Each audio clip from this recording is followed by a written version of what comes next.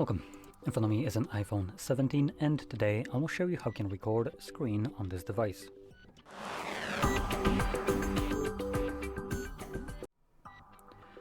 So to get started, swipe down from the top right side of the screen like this, and you want to look for the screen recorder.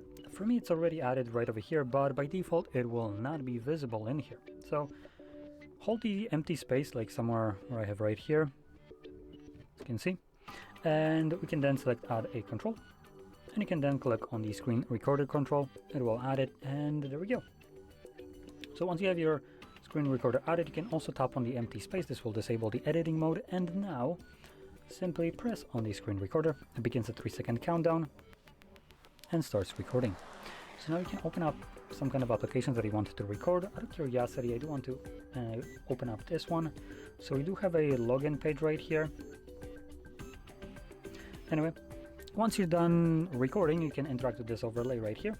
Click on the square, and this will save the screen recording to your Photos application. Now, your screen recording, if it was just captured, will be visible as the literal last image right here in your library.